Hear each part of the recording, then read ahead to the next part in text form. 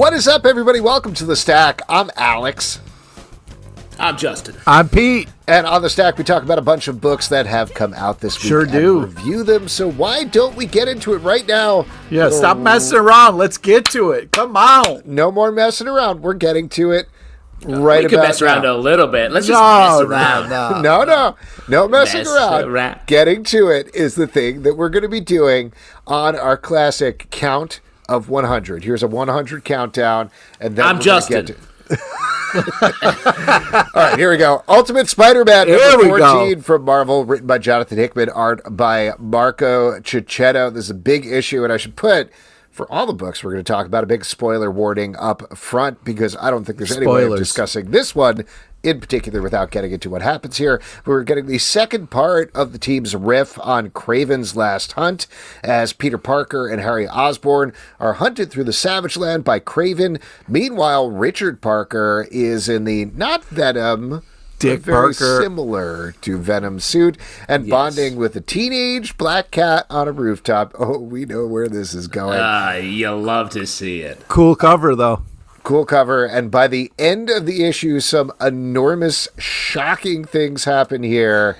What you guys think about this? Justin, you see JT says flabbergasted. Stuff is happening in this book, and I love it. It's the thing that happens at the end of this issue is electrifying, I feel like. And I thought it was so exciting. I like that they've sort of redone the Sinister Six to make them actually important as individuals and members of a criminal organization. I thought that was really great. I love the Richard Parker and the Black Cat scenes. I thought were such a beautiful counterpoint. The Marco Checchetto art is so beautiful. It feels so finished and refined, and it just makes the storytelling so elegant, I feel like. Wow, I definitely agree with you about the art. But if you want to continue your review, go ahead. Or I have something to say after you two talk. Oh, okay. All right. My bad. So, yeah, I mean, I wrote down in my notes, is this fun for people? Are people having fun? I mean, and just real quick, sorry, you write your notes in blood on the wall of Marvel's corporate headquarters, right? What you do? If they would let me. They stopped letting me do that years ago. But, yeah, Peter and that wants was after your blood review of Civil War number 3, right? Yeah, more Punisher. I will say it did inspire Blood Hunt, though. Yeah, which has been glorious. We can all agree Blood Hunt was a ton of fun. Yeah, I mean, Peter wants to run away, and the poor moloids there get fucked up. I mean, it's breaking my heart. I'm not having any kind of ultimate fun or the fucking any sorts of fun. This is very harrowing and very emotionally intense, but that's the thing that I think is so great about it, because you don't normally get that from the regular continuity anymore. Like, particularly, I'll just say there is a character who passes away in here is probably what a gentle way of putting it. Yeah, in their sleep. Thank you for your surrounded by love gloves on that one. In a farm upstate in Connecticut. Both upstate and also in Connecticut at the same time somehow. Yeah. But they were running and playing and having a lovely time. The thing about it is, anything can happen here. That's what these sort of events mean. And obviously they could reverse it, but it really amps up the danger for everybody. And what happens in this issue, we've talked, or at least I've talked incessantly for 13 issues at this point, about what is Peter Parker if he doesn't have that loss? What is Peter Parker if he has all this great power, but he doesn't really feel the responsibility for it? And this is putting him through his paces in terms of getting to that point, I think, in a way that we never really got with those couple of panels, even as powerful and as impactful as they are, of Uncle Ben being killed by the mugger. This is giving us in a new way. It's not just like Ultimate Mugger kills Ultimate Uncle Ben over the course of 14 issues. It's entirely different. Sick, but what we're getting here, Ultimate Mugger. Ultimate Mugger. He's so much more badass than your regular mugger. He takes all the purses. He finds wallets. He finds wallets you don't even know you had. It's crazy. He reaches right in your pants and he's like, I got 4 wallets. And you're like, what the fuck? Actually, the twist with Ultimate Mugger is he gives you your wallet. I've been looking for that. I needed it. Yeah, for 12 issues, he gives you your wallets back, and you're like, wow. Okay, all right. I feel like there's going to be a turn at some point. This is getting weird. Yeah. Where is he finding them? In couches? Or what's happening? Anyway, my point is, I mean, this is the magic of the superhero medium, is getting these characters who are so iconic and so indelible in culture. What happens to them when you change everything about them? Do they stick? Do their cores stick? We're getting that in the Absolute universe, and that's exactly what we're getting here in Ultimate Spider-Man as well, and I love it. And I agree. I would argue, though, I think, you know, the nuance of the Mugger lesson in the main Spider continuity is that he could have stopped someone that then he lost, that then killed Uncle Ben. Right. So that meant he's just racked by guilt for that, for not acting and doing a heroic thing. This is the opposite. He's going to be racked by guilt for not murdering someone. Mm-hmm. And I think that may push him to be much more like murder friendly going Plus, forward. he's questioning his like skills, like his Spidey sense didn't go off and all that kind of stuff. So he's got to rethink a lot of stuff. You know what I mean? But that was answered, I think, in the moment where Kraven was like, I wasn't aiming for you. And I thought that was really cool because it made the surprise work really well. The only other thing I want to say about this reminds me just these issues of them in the Savage Land are very much in the world of the old, I forget what it was called, but Wolverine and Spider-Man were lost in the Savage Jason Aaron one? Yes, where they had the Phoenix gun. Yeah. Mm-hmm. Very much in the lane of that, I found. Are you guys like reading this being like, oh man, I wish they'd make a Kraven movie. This Kraven guy is so cool. I'd love to see craving that. that. Yeah, that would be great. I wish they'd make that, and I wish Rhino was weird in it.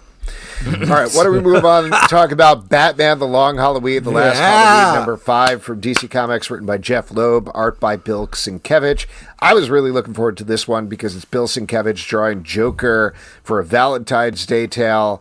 I'll be honest, I don't know if it's my favorite issue in terms of story of this book so far, but man, that Bill Sienkiewicz art, that's a sweet slice of pie.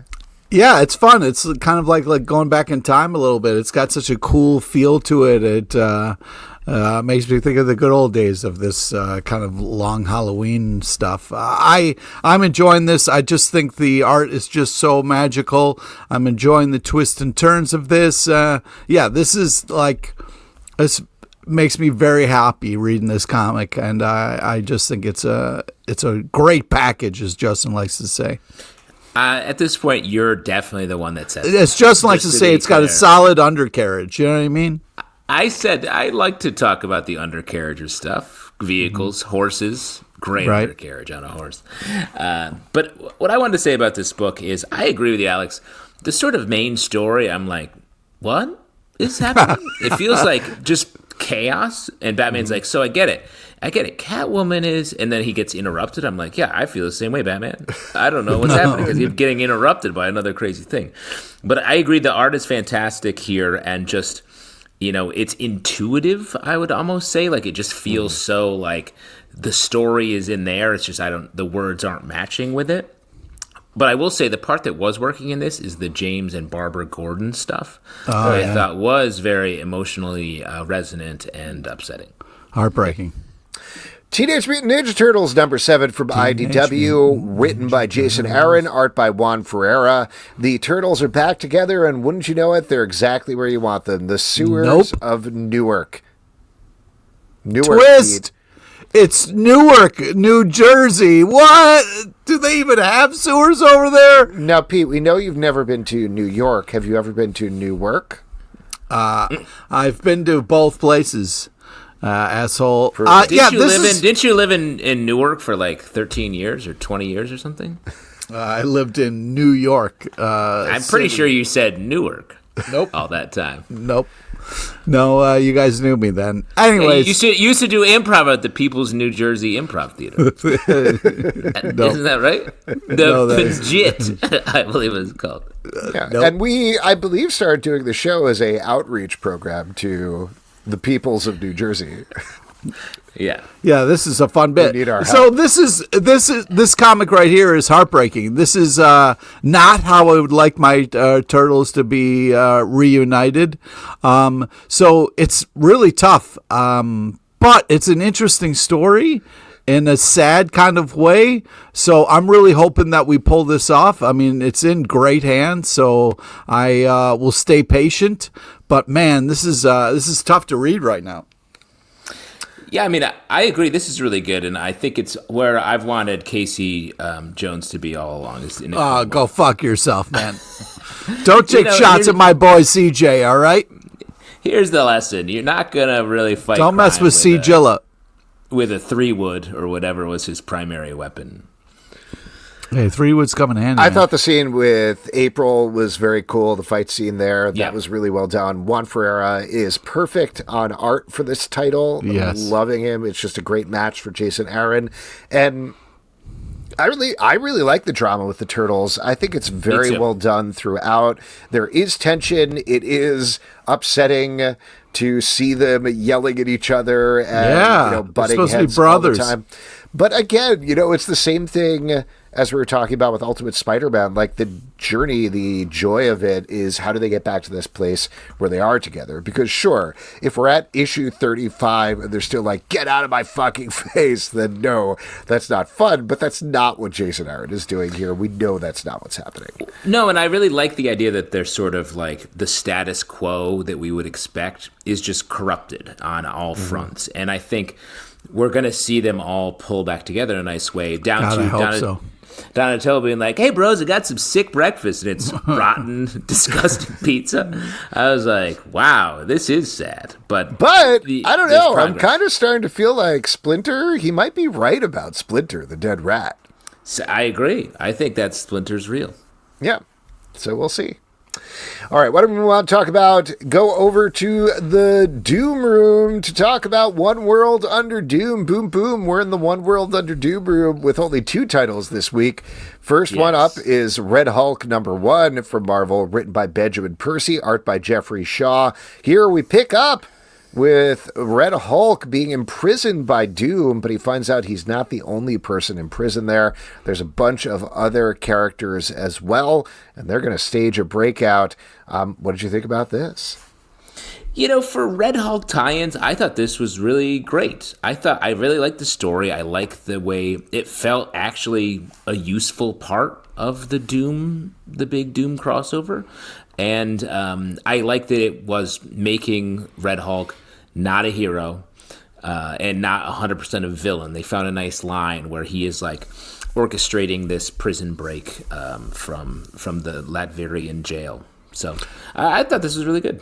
Yeah, I agree with Justin. I think this was fun. This was a great use of Red Hulk. And, I felt like it was a cool breakout of prison kind of scheme setup here. Great art and action. Great idea. Well executed. Not to contradict you guys, but in this issue, I got to say, Ross, when we first find him, he has a big scraggly beard. And then when he realizes there's other people in the prison, he's like, you know what? I got to start working out. I got to shave. He does not leave his mustache, and that's messed up. Wow, that's your one qualm. It's messed up? Name one characteristic of General Ross other than he has a mustache. You can't. You can't do it. Nobody can do it. It's impossible to do it. It's the mustache, and that's it. General. That's the one thing. Garbage book. Moving on. Doesn't he turn into a cloud at one point? Oh, he did turn into... That is 2 things. You're right. He has a mustache, and he turns into a cloud. Famously. Yes. Anyway, yes. I was very surprised by this. It being a jailbreak book, I think it's fun. We'll see where it goes.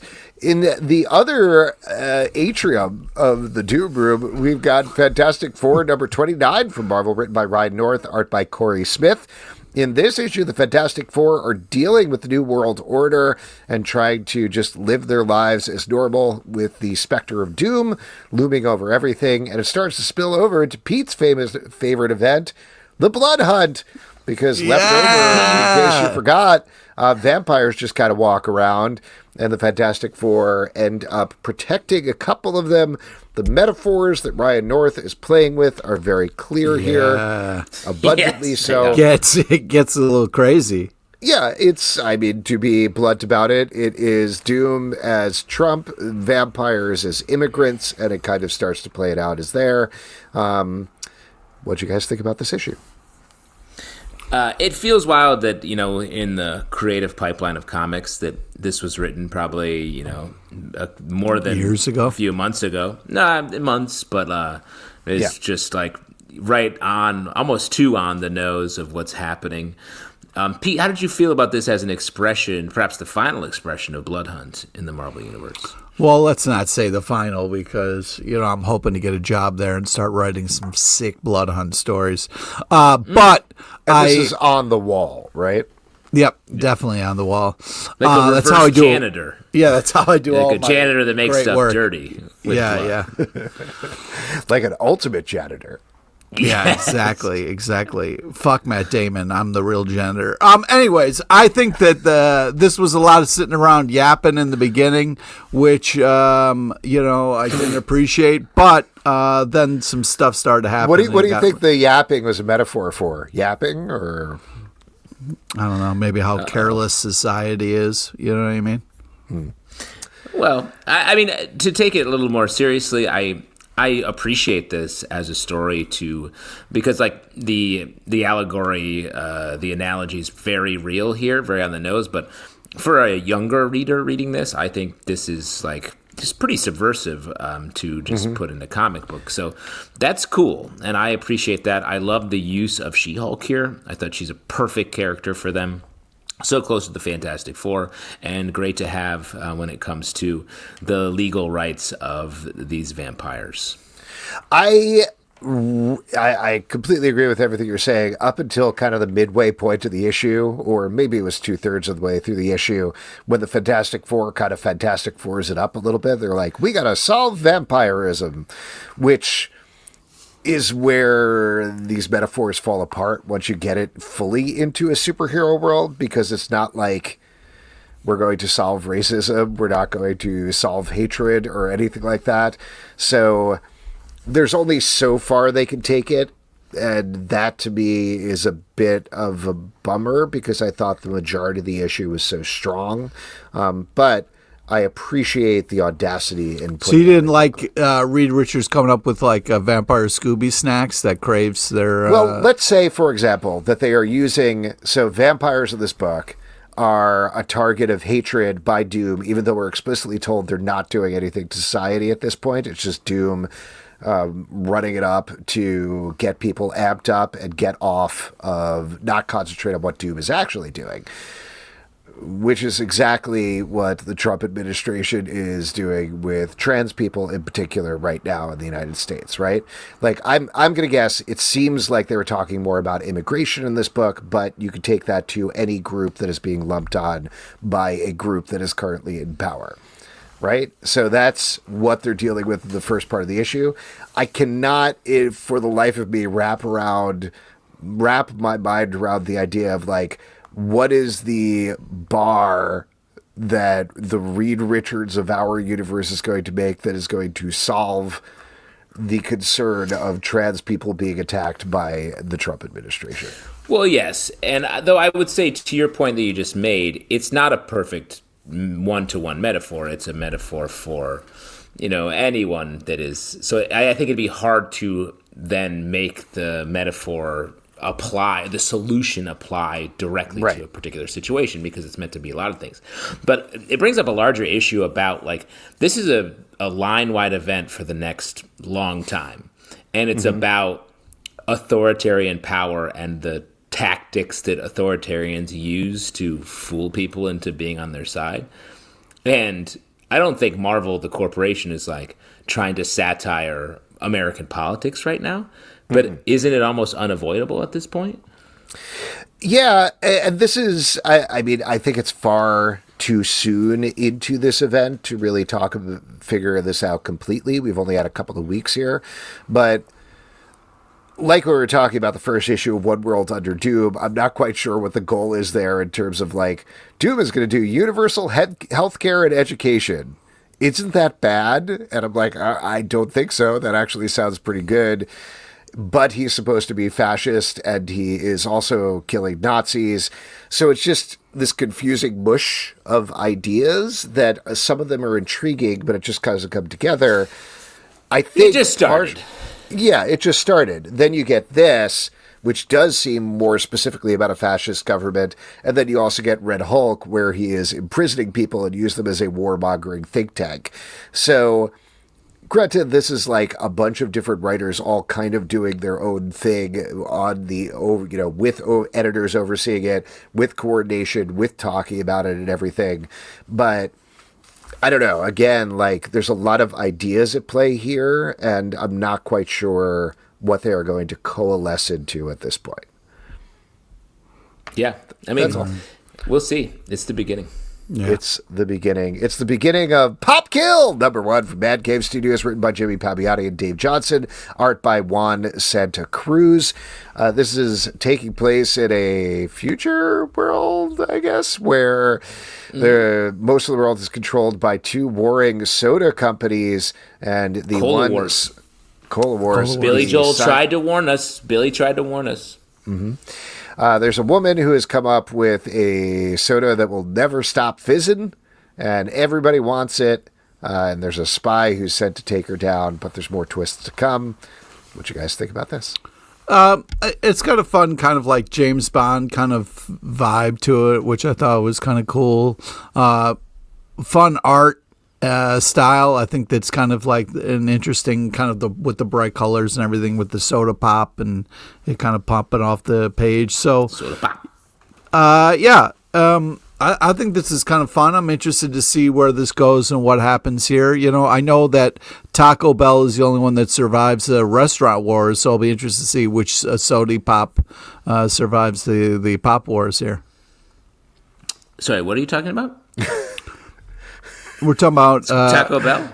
Yeah, Taco Bell surviving the restaurant wars. Is that a dystopian future? He's talking about Demolition Man. That's right. I'm talking about Demolition Man, the true life future movie that will play out. Documentary. Yeah. Simon Phoenix, I believe, is Wesley Snipes' name. Yeah. Great. Justin, what did you think about this comic book?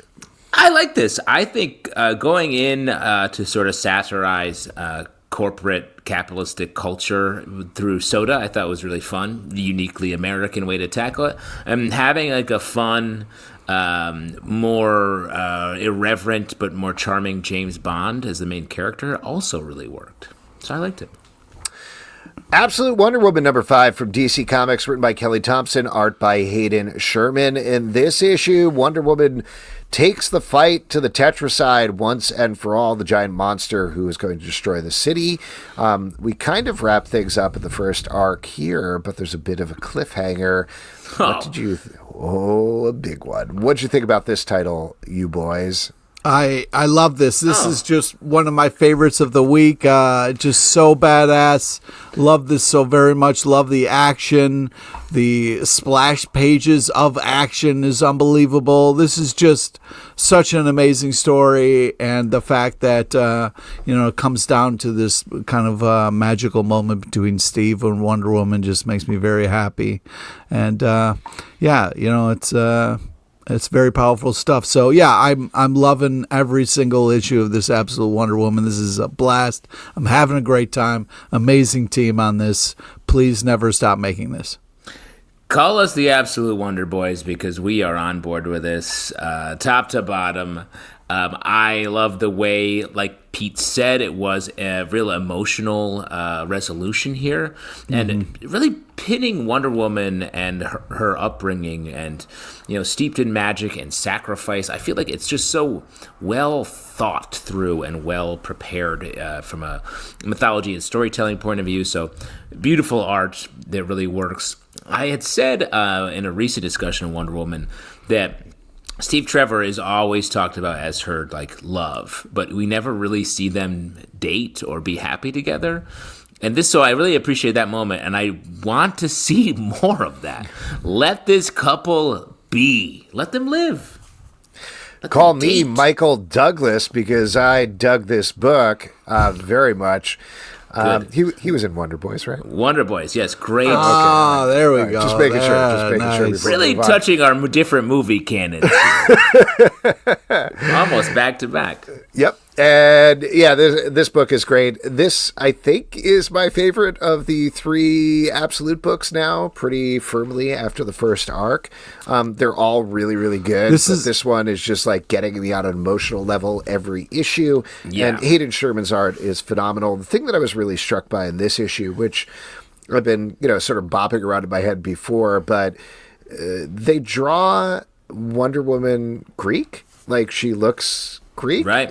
Rather than what's his name? Oh my gosh, I'm gonna mess this up, and people are gonna George Perez. But George Perez or Jose Garcia Lopez, like the sort of like classic style that's stuck for decades at this point. This is a Wonder Woman that seems more faithfully Greek, and I don't know, I just really like the look of her. So this is I feel like going to go down as a legendary Wonder Woman run. I agree.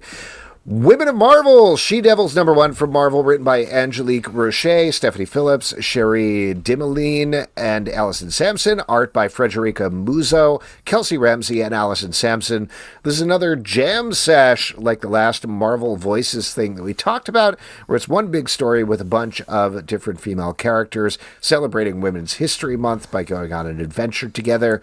What do you guys think about, Wonder Boys, think about this issue? Thank you for our agreed upon title. I really enjoyed this, and it was these anthologies can sometimes feel like pretty disjointed and just disconnected from each other, and this one did a great job of sort of building in complexity from a story, from the writing, and as well as the art. The first story focuses on the original She-Devil, in the Savage Land, was like cool, sort of like a little dreamy, but pretty, simple. And then by the end of the third story, it's like trippy. It's like a little more expressive and interesting. And the story built along those same lines as well. So really, I thought this was a great anthology. Yeah, I agree. This was a lot of fun and really well done here. Like the kind of big 3 hanging out, talking and fighting together, and then Elektra kind of goes off and has a kind of a tripped out adventure. But yeah, the Savage Land was a blast. This is a great kind of team of people working on stuff with a cool through line that's enjoyable to kind of read and follow along with. The Department of Truth, #28 from Image Comics, written by James Tynion IV, art by Martin Simmons. We are back to the main timeline here as our main character's boyfriend wrestles with telling the truth about the Department of Truth or not. And meanwhile, a bunch of other stuff is going on. Justin, crazy. This is one of your faves. What'd you think about this issue? I do love this book. I feel like we're just getting going with sort of the next tranche of details we're going to get out of this tranche. That's really exciting. I think this is just sort of getting the wheels into motion, coming off the big revelations from the last arc. I don't mind an issue that takes a little breath to get going. But this title is month in and month out one of the best. I agree that it's artistically very impressive. You got a really cool kind of insane cover here. I love the art. It's so moody and pulls you into this world so well, and it's just really impressive artistically what's being done here. I just wish I was smart enough to be able to follow along, because I read this twice, and I still got to ask you, Justin, I have no idea what's going on here. A lot of conspiracies are being proven true. Are we supposed to know who that last guy at the end, the reveal is that?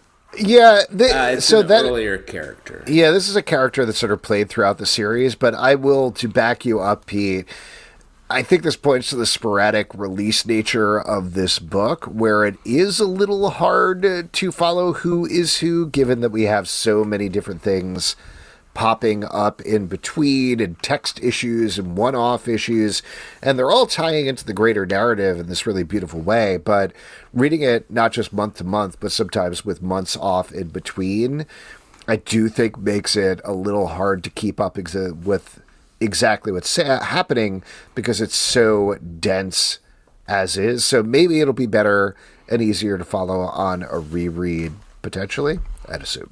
Well, I agree with you. I thought that last page reveal I was like, oh yeah. It wasn't as like a punch in the gut that I think it was meant to be, because there were not a lot of context clues around what his deal was. Yeah. Justice League Unlimited #4 from DC Comics, written by Mark Waid, art by Dan Mora. In this issue, the Justice League is fighting the biggest forest fire ever. Farting around. They're just farting. Says things farting around. Hold on, this isn't the Harley Quinn fart special that's coming out next month, I want to say, or April or something like that. Oh, man. Can't wait. It's a real thing. It's scratch and sniff. Anyway, is it scratch and sniff? That would be hilarious. Yeah, it is. Oh, Gotcha. That's great. Wow. Are you going to do the thing, Pete, where you scratch it and you're like, oh, gross, and then scratch it again and be like, oh, no. I am going to do that. Ah, fun stuff. Yeah. Anyway, this is not that issue. Instead, they are facing down these new villains, Inferno, who are trying to burn down all the rainforests in the world until... Not cool plan. Not cool, bro. Not cool. Until the Justice League kind of figures out how to stop them, but there's worse things to come. I'm enjoying this series. What about you, fellows? Yeah, this is a cool cover. The Green is in trouble, so they rely on a new recruit to help them out. I thought it was a cool use of Aquaman's powers in this. I like the twists and turns. This is enjoyable. But yeah, I'm not sure what happened to the Martian Manhunter, but Yeah, big, great Mark Waid storytelling. I feel like this title is just taking some of the stuff that he was doing in the All In, and that he was handling that transition from absolute power into what the world we are now, and to continue that here, I think makes a total sense for us. And I just want to say that the Dan Mora art and the colors specifically are so good. So shout out to Tamara Bonvillain doing just like amazing, especially the villain being Inferno is so much like red and orange, like just juxtaposed with the green of the green is awesome. There you go. Captain America and Volstagg #1 from Marvel, written by J. Michael Straczynski, art by Bernard Chang. This is continuing a bunch of one-shots with weird team-ups from JMS. Here per the title, Captain America is summoned to Asgard by Volstagg, who has a secret life, and only Captain America can help him. These books are goofy.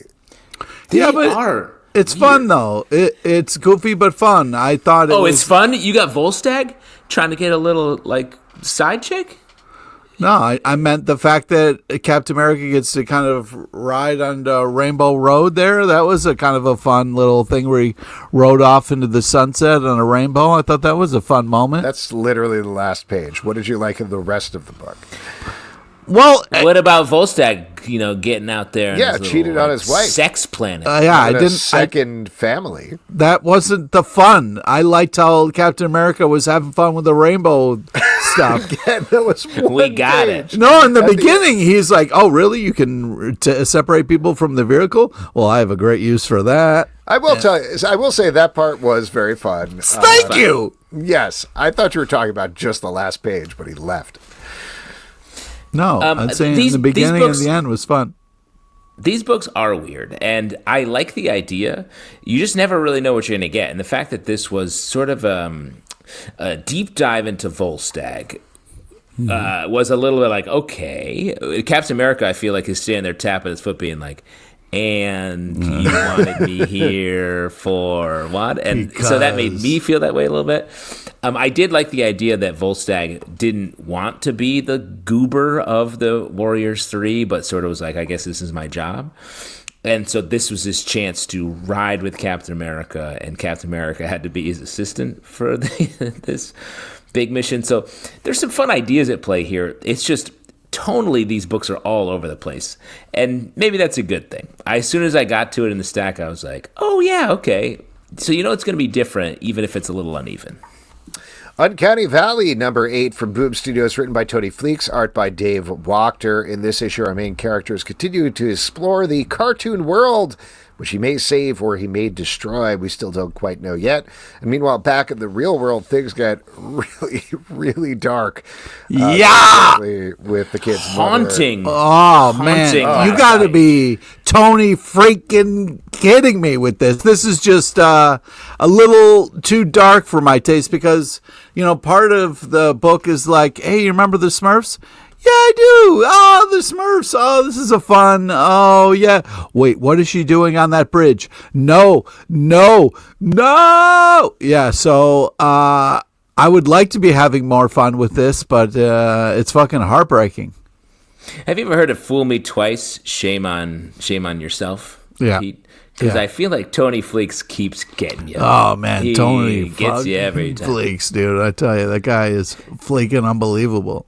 You're telling me these cute characters are tragic? And it's a great, the devil pulls some great tricks, and this is one of them. Mm-hmm. It's possible we've been mispronouncing his name this entire time, and he's actually been fleecing you. Oh, no. That would make not the first time we've done that. Mm-hmm.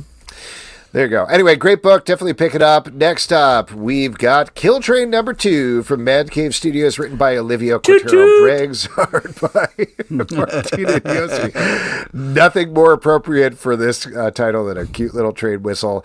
This takes place in a New York in the satirical future, we hope, where every once in a while, just everybody is murdered by absolute maniacs on a train, and our main character has found herself on one of these kill trains.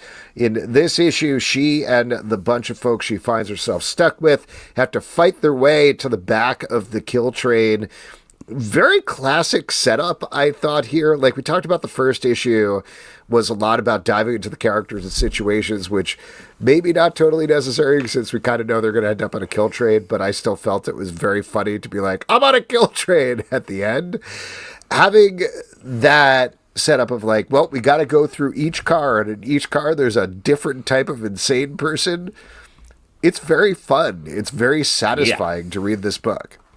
Yeah, this is a blast. I love the first issue was a little slow for me, but this really hit its stride and was like, yeah, we're on the kill train. This is it. And the action was insane. Great use of kind of strangers working together to save their own ass. So I believed in, bought into it. And this was a total thrill ride. This was artistically a lot of fun and just really kind of messed up in all the right ways. A total kill ride, I say, because this is fun. There's no shortage of killing in this book. That is definitely true. But still having some time for our main character to really get put through the paces that were set up in the first issue, which is really nice. The art is doing a good job of being real bloody, but also keeping it a little bit light for all of us who have to ride the subway whenever we go into Manhattan. I also wanted to give any night-neighbors. Shout out during our live show when we were picking our faves that we were looking forward to for this Stack episode. We had James Emmett, the editor of this book, and Alex shouted out Kill Train, and he was like, sick! I'm the editor of that book, so shouts to James. Yeah, cool. Very fun stuff. Next up, Superman number 23 from DC Soups. Comics. Hey, Soups! Written by, look at the good old Bibbo over here or whatever. Written by Joshua Williamson, art by Dan Moore. Is that the name of the character? Bibbo? Bibbo, yeah. Bibbo? And you're saying Pete's Bibbo. Yeah, Pete's Bibbo. Definitely. That's a compliment. Bibbo's great. You can always tell when someone's a compliment when someone says right afterward, that's a compliment. Oh, that's a compliment. That's a compliment. Don't you worry about it. Are you happy? Because I just gave you a compliment. Yeah. Bibbo.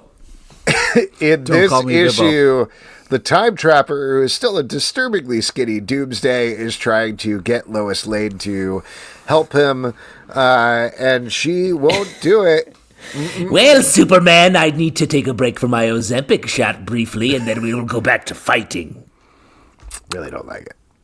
You don't like how skinny he is? I don't like it. It's weird. Having talking skinny Doomsday, I don't know, man. Emo Doomsday is weird. I agree. It's a weird He's time look. trapper. I like it.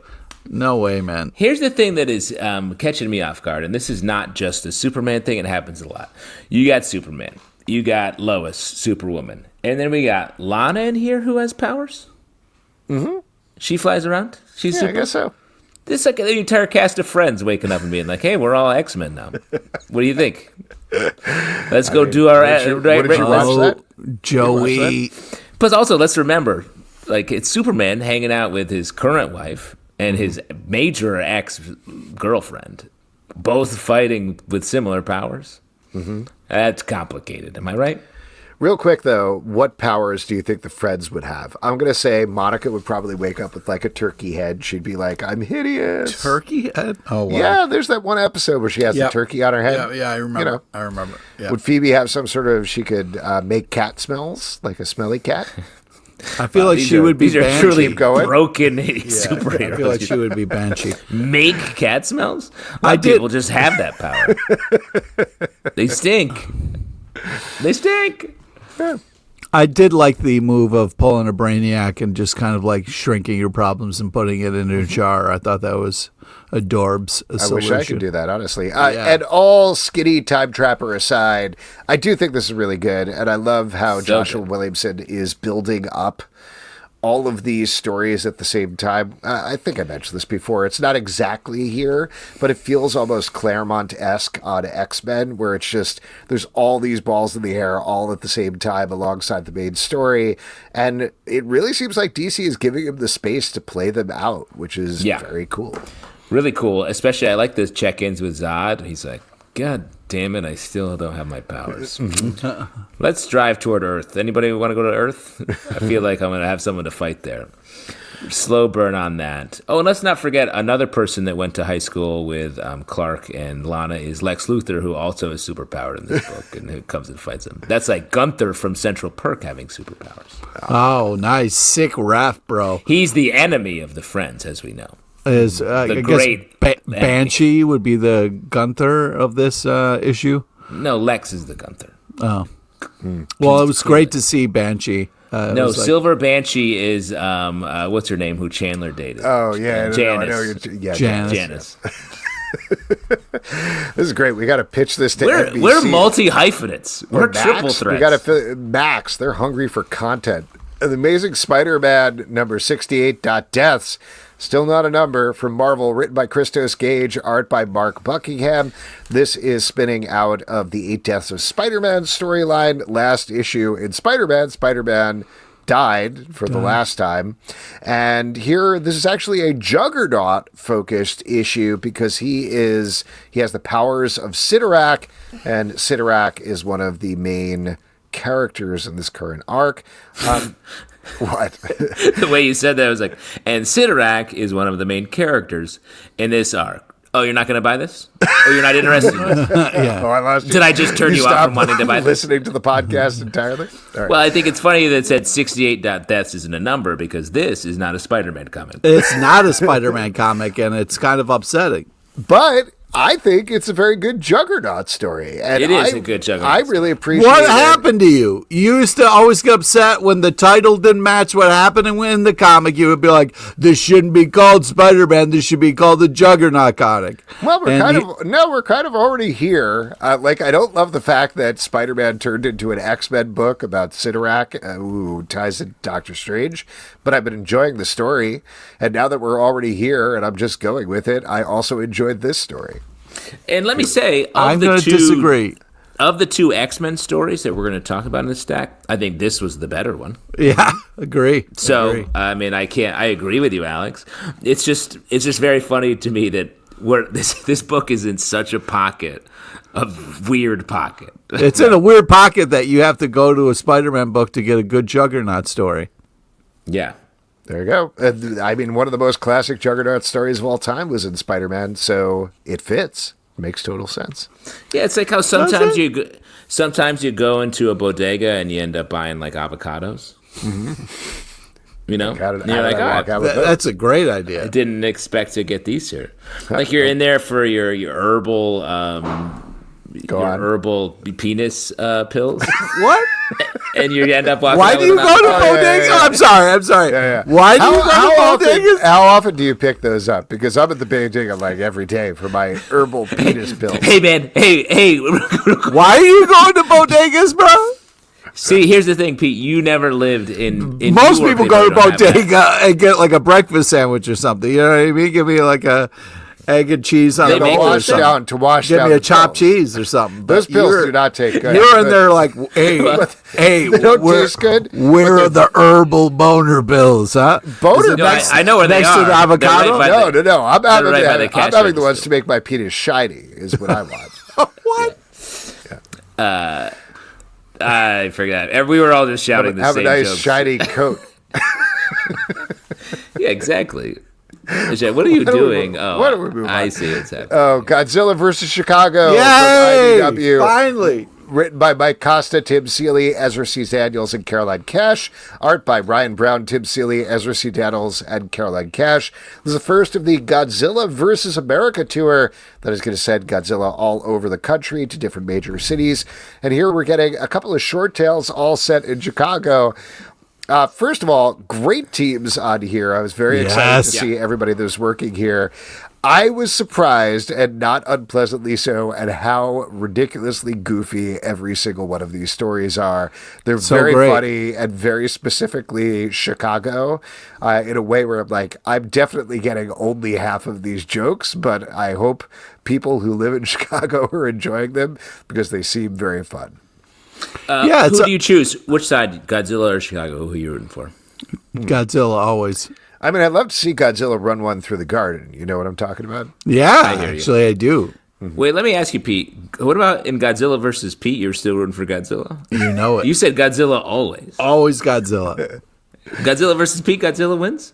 Yeah, well, eventually we team up and become friends. Godzilla versus Spider-Man and MJ's marriage.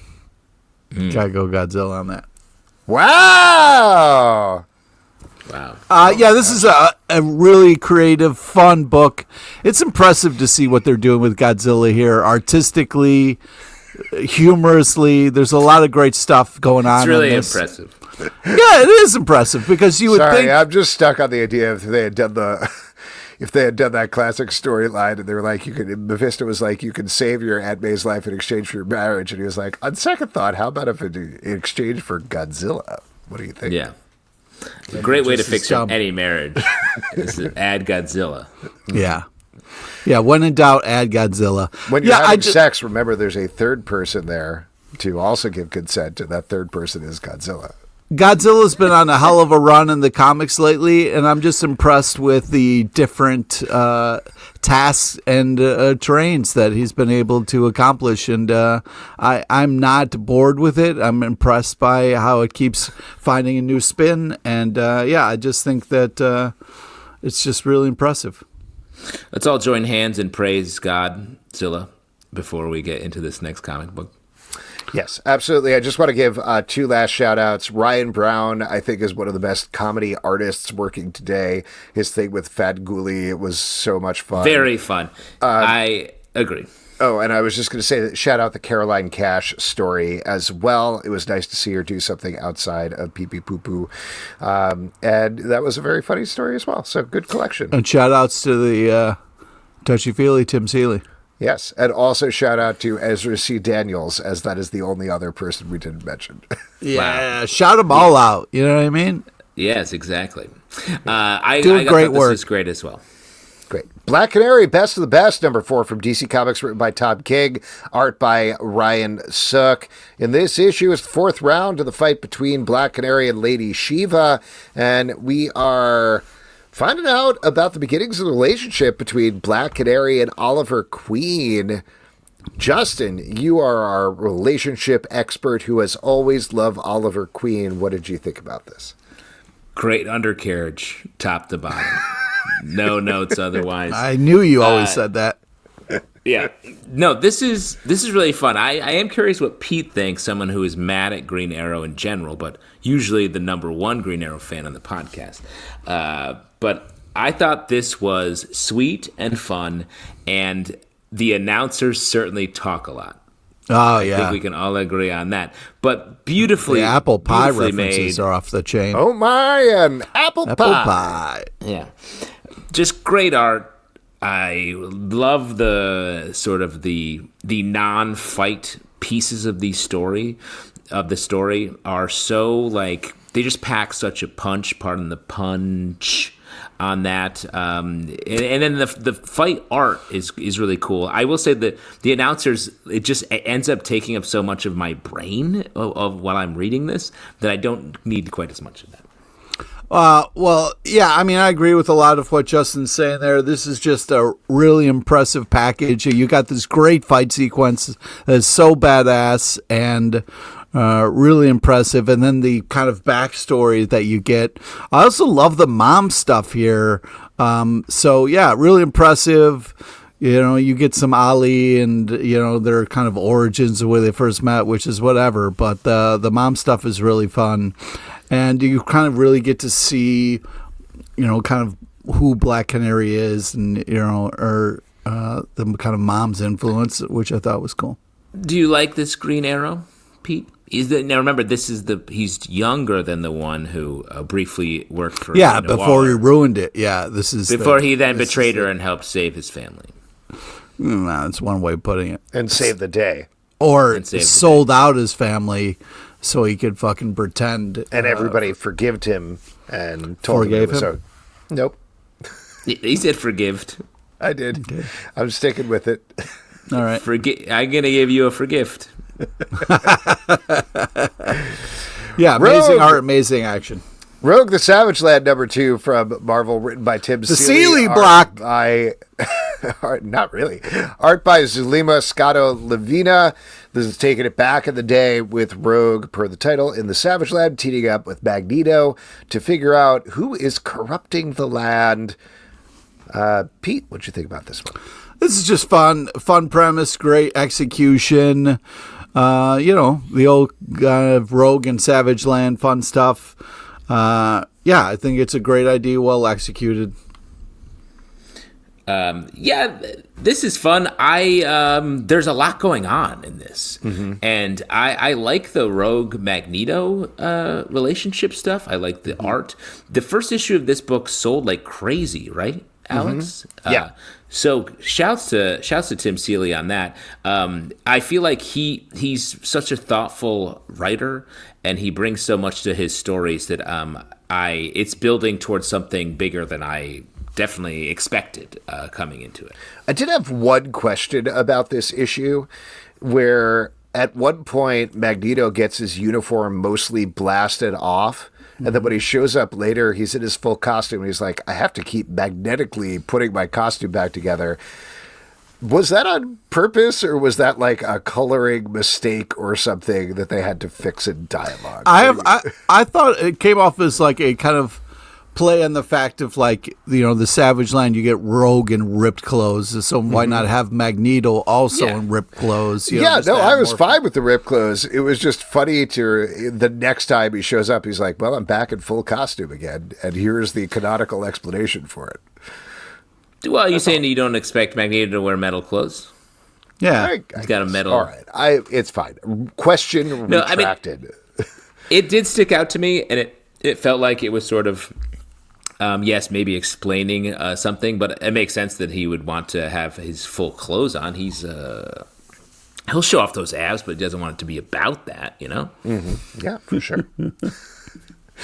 The Seasons #2 from Image Comics, written by Rick Remender, art by Paul Azaceta. This is following a group of sisters who all have the last name of Seasons. We find out a lot more about the other sisters this issue, as they are all summoned to the same city by a probably evil carnival. Justin, this is one of your picks for the week.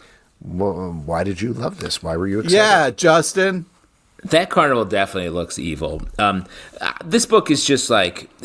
all of Rick Remender's books are very intentional, and I'm just vibing with the intention here. It feels like this big, familial, mythological story. The art matches this sort of pastoral vibe to the whole thing. And I wanted to shout out, if you're a fan of The Umbrella Academy, I think you will like this book. Yeah, good call. It shares sort of some ideas, I think, and not in any way a ripoff by any means. But if you're a fan of that book and want something that's different, but follows that path a bit, I would highly recommend this book. Yeah, this is really great. I agree. The art does set such a kind of magical tone. I'm a little worried about the Zalbatron's thoughts because, they're kind of negative on clowns and carnival, and I know Zalbatron is very pro in that area. So I'm a little worried because at the end we get this invitation to the carnival, and it makes it seem like they have to go, but they shouldn't go because it's a trap, and that's you can't turn down an invite, dude. You got to in this case, because the evil clowns are going to take over, and then you're toast. Here's the thing: like, if I ever got an invite to something, like over to like a friend's house who like has never invited me over before, like I would have to go. There's no way I wouldn't go. So like, just that's the thing. That's the way I treat invites. Oh wow! But in a way, I'm sort of like a vampire, which is like a fun blood hunt thing. Like I need to be invited in. Okay. Like if anyone here wanted to experience like their own little fun blood hunt, they would just have to invite their friends over. Wow. So if I invite you over, you're guaranteeing a fun blood hunt.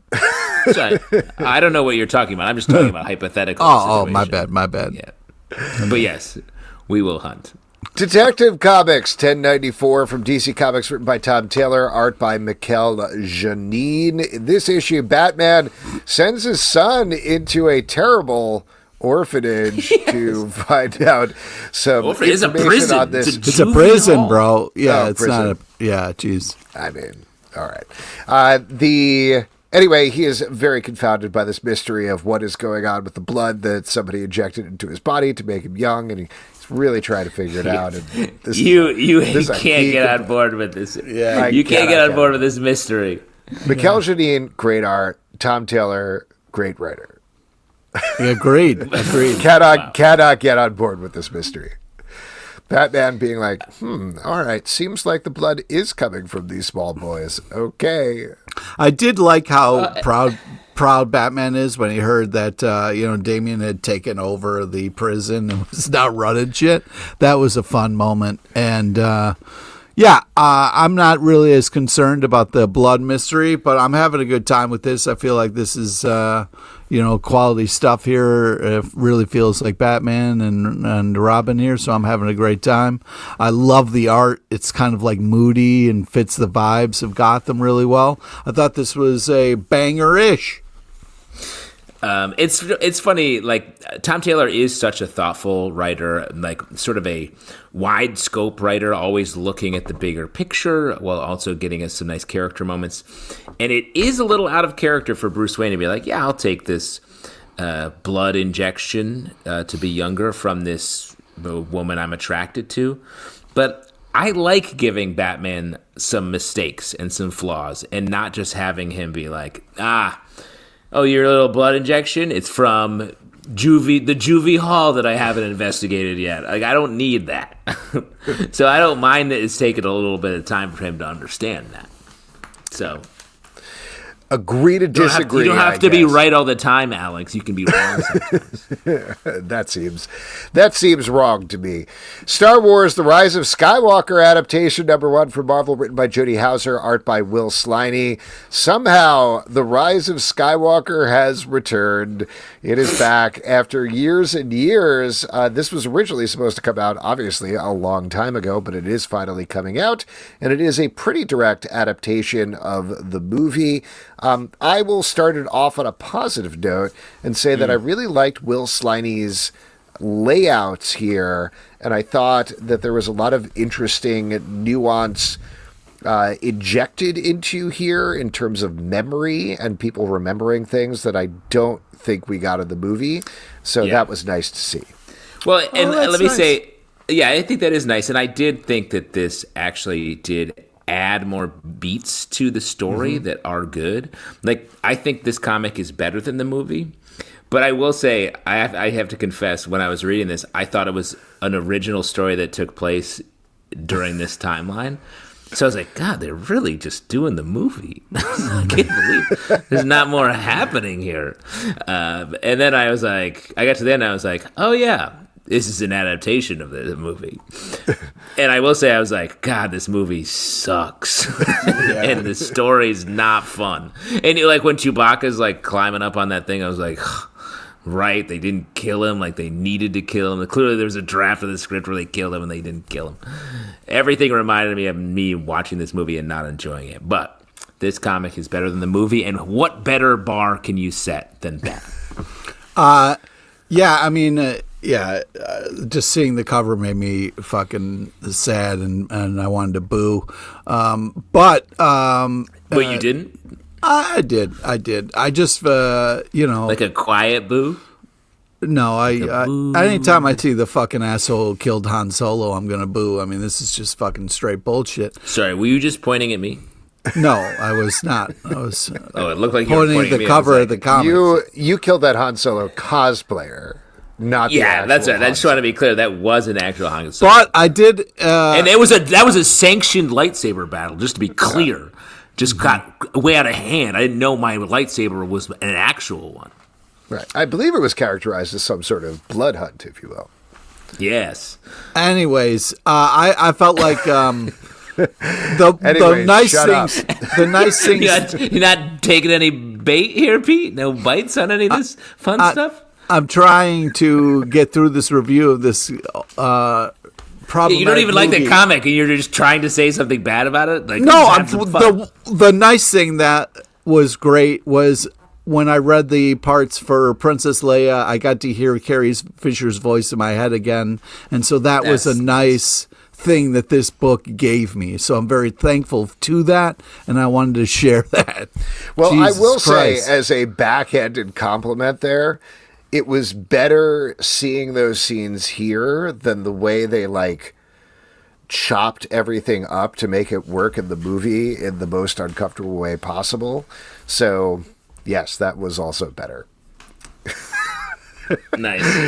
Ripperland, number 2 from Dark Horse Comics, written by ripped. Steve Orlando and John Harris Dunning, art by Alessandro Oliveri. The wild concept of this book is it takes place in a future where all of the United Kingdom has been turned into a Victorian-era theme park that Americans like to visit, and they are starting to have murders that are reminiscent of Jack the Ripper happening. Things get so much wilder and weirder in this issue as we follow the characters investigating it. Everybody is so flip about everything, which is the main thing that is very surprising to me. Also, anti-clowns again, Zelbin. So, you really. Wow, no take. Maybe he's not quite so hot on clowns, Alex. Yeah. Wait, me? Wait, were you saying clowns, Alex, me? Yeah. And maybe he's not quite so hot on clowns, Alex. Oh, I see. Okay, yes. Just to clarify for anybody listening, my wife is or was a clown, and I've spent a lot of time hanging out. Is with or clowns. was.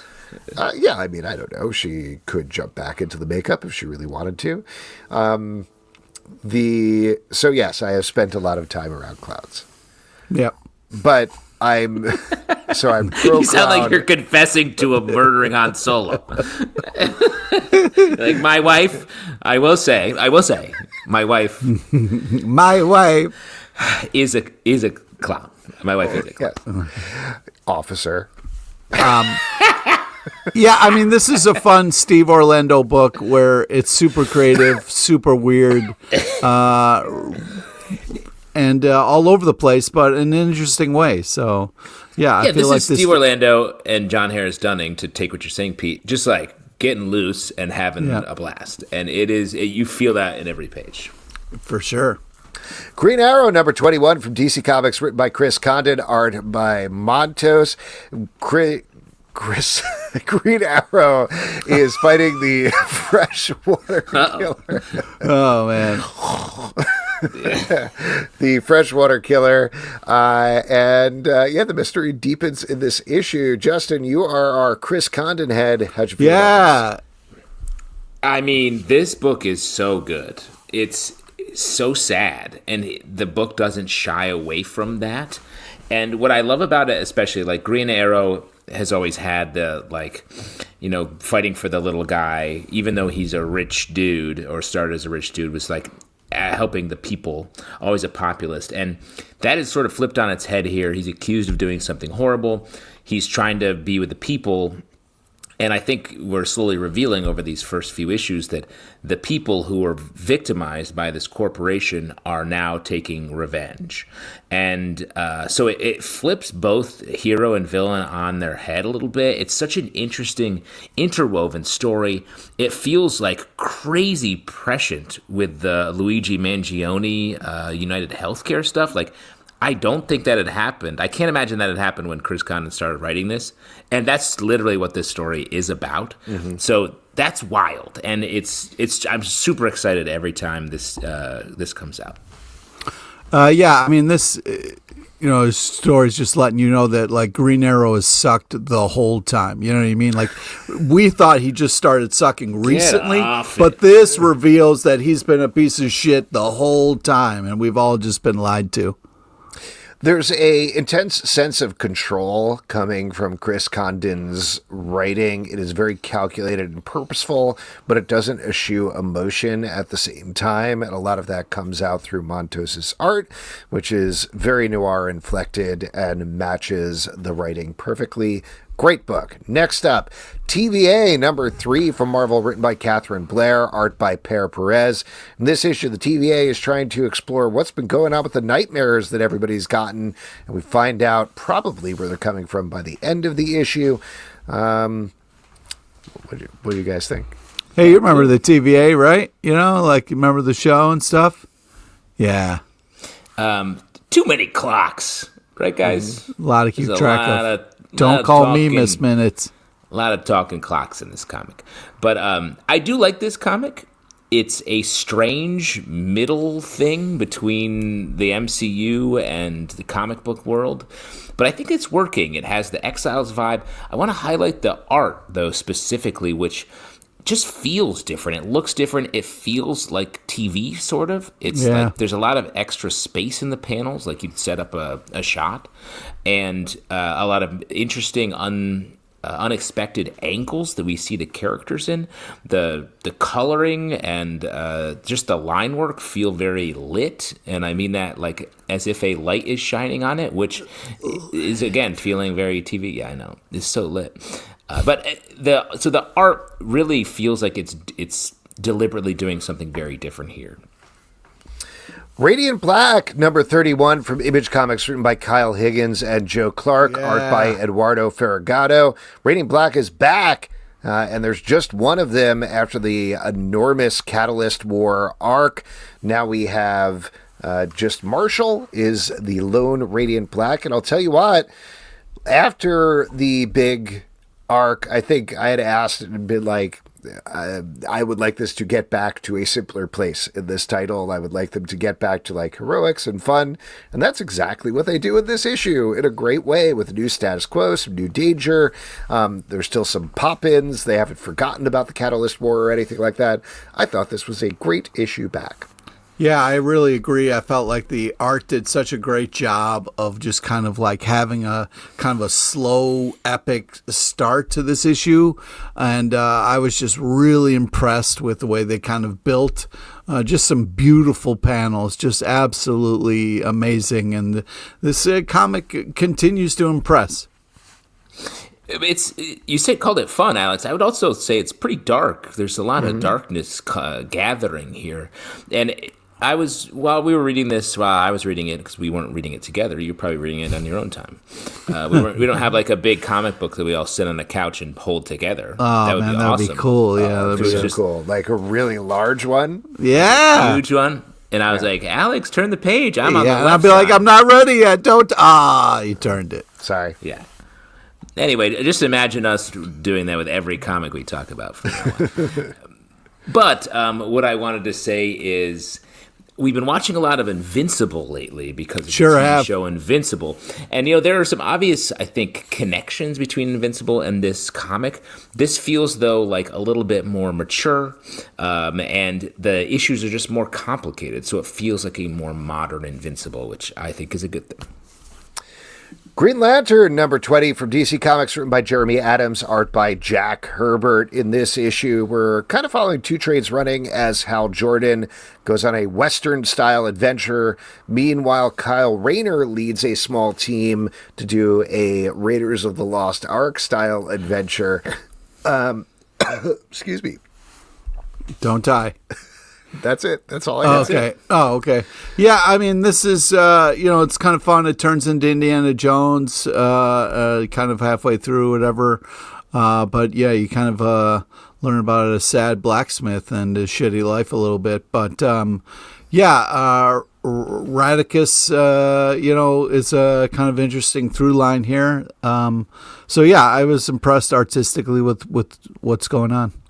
It really feels like Jeremy Adams is, getting to do what he wants with this book. Like, the fact that this was, a story about the fall of a blacksmith who gets caught up in the heady game of red power rings, oh, man. It's just a bummer. Who didn't? You know what I mean?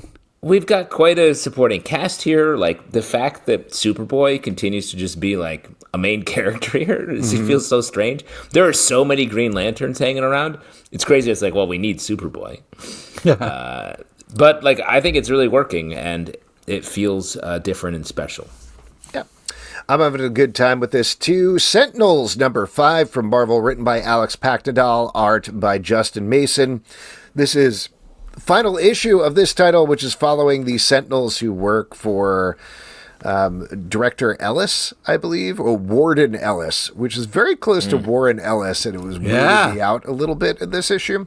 In any case, that's a side note, because we have found out where the Sentinel tech comes from. It is a character from back in history, and we get a new status quo for Sentinels by the end of this issue. What do you guys think about this one and the series as a whole?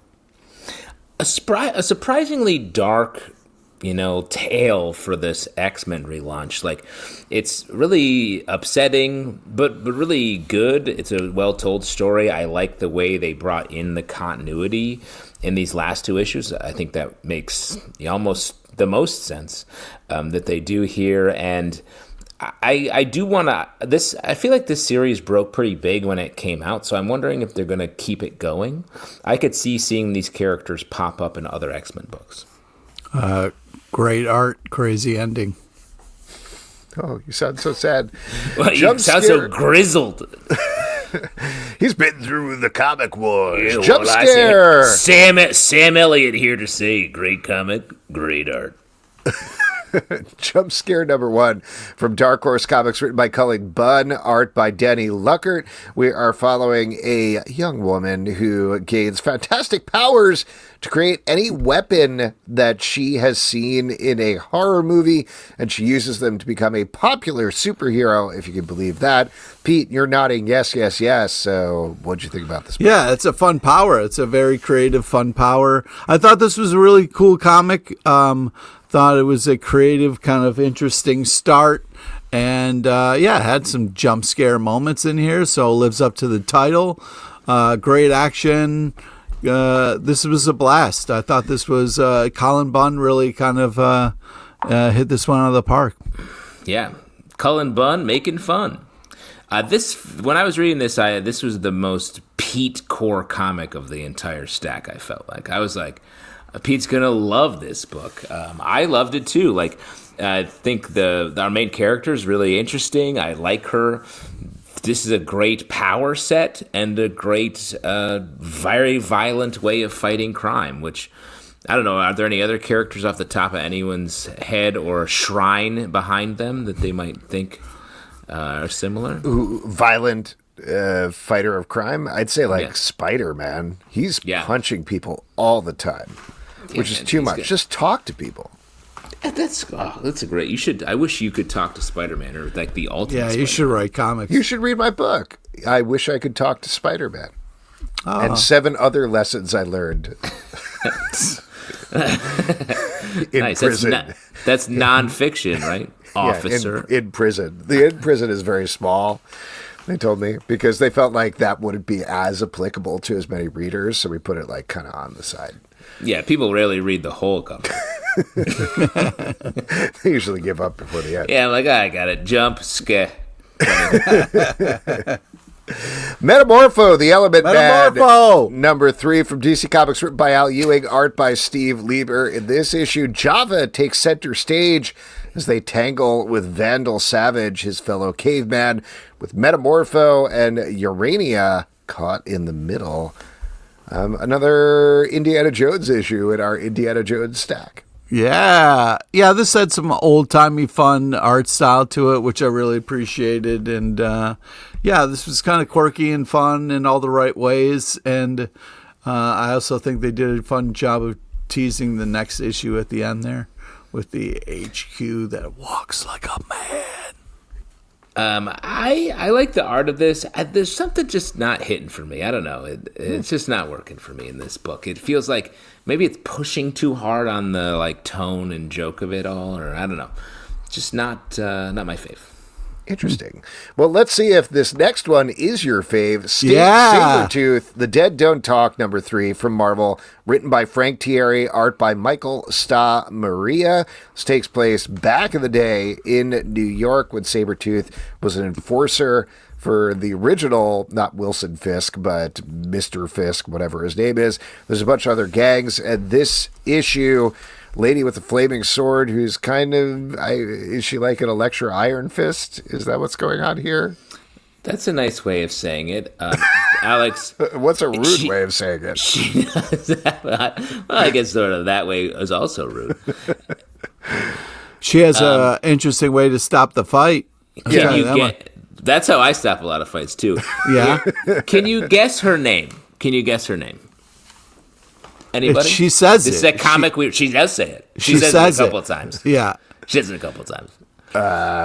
Sortie McFlameserson. Close? I think it's like Flaming Sword or something. Nice, great. Dragonfire is her name. Dragonfire, that's what it is. And she resolves fights with sex. Yeah, she's like, I know how to stop this.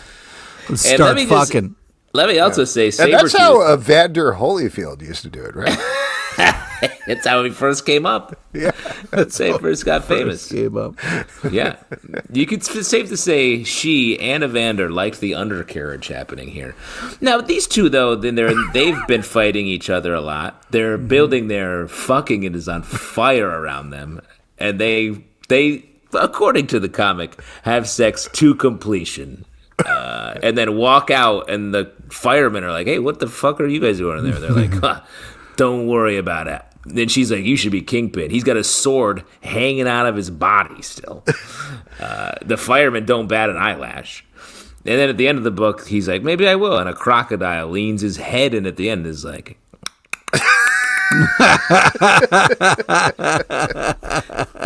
This comic is wild. It started out like sort of a chatty, like old timey thing, and I was like, "What happened?" The best part about this book, and I'll tell you, I'm really enjoying how just me too. I like purposefully ludicrous all this is. Yeah. Like it's 100%. Frank Thierry on purpose being like, what's the most ridiculous choice I can make right now? Let's go with it. But that this started out as Wolverine being like, I feel really conflicted about killing Sabretooth, singing at a bar, and a guy's like, hey, you want to hear a story? And we're going to have to cut back at the end with Wolverine being like, what the fuck? Yeah, Wolverine's going to be like, hey, bub, did they fucked in that burning building? And the firemen didn't say anything when they walked out? Yeah. Also, how does this guy telling this story know all of this? Yeah. He's like, Sabretooth, real loose lips when it came to the romance. As for me, why I lived in Sabretooth's beard the whole time. Yeah. I also think it's a weird moment when she's like, man, I can't beat this guy. I better start fucking this guy. Yeah, we've all been there. Again, Evander Holyfield. Yeah. And most fighters, actually. I haven't watched a lot of boxing. FML number 4 from Dark Horse. Yes. Written by Kelly Sue DeConnick, art by David Lopez. This is a magical realist slice of life comic book is the way that I've decided to refer to it when I'm trying to sell people on it. It is following a mother and a son. The son is turned into a big hairy monster, and the mother is just trying to handle things the entire time. Here, they start to grow apart a little bit, leading to probably my favorite visual in any comic this week, which is the mother thinking about her son as an external heart, which is how it feels to be a parent. Incredible. Yeah, I love this book so much. It continues to be so creative and very interesting.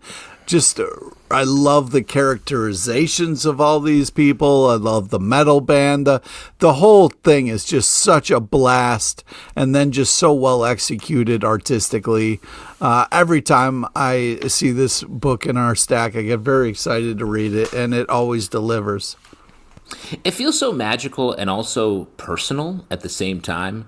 I don't know anything about Kelly Sue DeConnick's life really, but it just feels personal, and that's really awesome. While also giving these just great, the writing's great, but the visual metaphors, like you're talking about, Alex, with the heart, the external heart, are so evocative, and so it's a great read. Green Lantern Dark, number 3 from DC Comics, written by Tate Bromble, art by Werther Dell'Edera. We are set in the Tangent universe, where the Green Lantern of this world is trying to track down some kids who have gone missing, ostensibly taken by monsters, but of course that's not exactly what's happening here. Leading to a bit of a twist and a change of status quo by the end of this issue. We've said this every issue so far, but if you like Something is Killing the Children, this is Something is Killing the Children set in the DC universe, and I'm saying that complimentarily because the art's great, the writing's great, plays out like a fairy tale. Particularly, this is very Beauty and the Beast in this issue, I'm really, really loving this series. Yeah, and plus it's a really fun cover that sets a nice tone. I just very impressed with this artistically. This is such a fun and cool story, and the art brings it to such an amazing level. It's worth it for the art alone.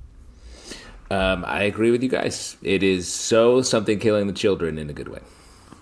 X-Men, number 12 from Marvel, written by Jed MacKay, art by Netha Diaz. This is the second part of the arc where big old Space Whale has come to take Scott Summers, and Alpha Flight shows up to help the X-Men, take them down and free Scott. And that's sort of the issue. That's it. That's it. These issues of this X-Men comic are moving so fast. And there's so much happening all the time. Like I was talking earlier about how the Spider-Man 68 deaths. Actually, I feel like we got to sort of be with Juggernaut a little bit and like hear a story about him. This is just like, okay, and then this, it's a hard. Oh, you didn't think about the other X-Men that are there. Like it's almost like this book is being speed read at you or shouted at you a little bit. And so I'm hoping we're about to hit the Manhunt crossover, which is going to be the hunt for Charles Xavier. I'm hoping that will slow the pace down a little bit because I just don't know why it's pushing so hard. I wanted to, because I like the team, I like Jed MacKay, and I wanted to just take a breath and let's be in this place rather than just racing through it. Well, just to throw something out on that note, as I've probably mentioned a bunch of times before, I regularly read Tom Brevoort's newsletter. I talk about that incessantly, I realize. But he did answer somebody, and I'm very much paraphrasing here, but he answered somebody asking about something in one of the books, and Tom Brevoort, who edits the X-Men books, for anybody who doesn't know, referred to what Jed MacKay is doing in X-Men as like Chris Claremont, with keeping a lot of things bubbling in the background all the time. And I don't think he's doing that. Like, there are things that are not happening in this issue, but they're not necessarily bubbling in the background. Like, I think the thing that confused me about what Brevoort was saying there is the way that Claremont would do it is you'd have like a check-in or something. Like, this is the example I always use. A page. I remember Havoc and Polaris being like, whoa, what's up with this space whale we almost crashed into? And then 20 issues later, it's full of brood and they attack the X-Men and whatever else. But that's something that's like, took a moment to sit with that and set up these characters and their relationship before they encounter the space whale, so you want to know what it is when it's coming back. This is like Yeah, you mentioned there's some stuff going on with Magneto. We kind of saw it, but we haven't lived with any of these characters in this comic long enough for me to care about what's happening yet. You know what this comic's like? The TV show Paradise, where it's like, did you guys just mainline comics and write this? Did you guys mainline Prestige TV for the last 25 years and then write one? Because that's what Paradise is, and that's what this comic feels like a little bit. Fair. All right, last but not least, Black Hammer, Spiral City #4 from Dark Horse Comics, written by Jeff Lemire, art by Teddy Christensen. In this issue, as usual, a bunch of stuff going on in the town of Spiral City, and sadly, we only get like a little check-in with Inspector and Sector in this issue. Oh, man. Big bummer. But we do spend some time with the other characters, and we finally, by the end of this issue, finally after 4 issues, but we finally start to tie all of these disparate characters together, which I was very excited to see. Yeah, I also Jeff Lemire's experiment. Good. I was just going to say I really love the art here. Almost starts like a children's book. The way it kind of starts, it's very unique and interesting. This is just creatively very impressive, and I love all the coloring and shading. And this is just a total package. Sorry, Justin, go ahead. No, I was just going to say, I feel like Jeff Lemire is playing with the format of his story with this title right now. Like Pete said, the sort of storybook nature of it, and everyone has like a role or archetype, and we're seeing them come together in ways that are still unexpected, despite he's sort of using a storytelling device of like a fairy tale. But really good. I mean, I talked this book up a lot in that it feels like he has endless ways into his Justice League analog universe. For sure, and that is it for the stack. If you'd like to support the show and all the shows we do, patreon.com/comicbookclub for ad-free versions of this podcast. Apple, Spotify, Android, or the app of your choice to subscribe, listen, and follow the show. comicbookclublive.com for this podcast and many more. Until next time, we'll see you at the Comic Book Club. Yeah. Yeah, and if you want to find Alex, he's going to be in clown jail for the rest of the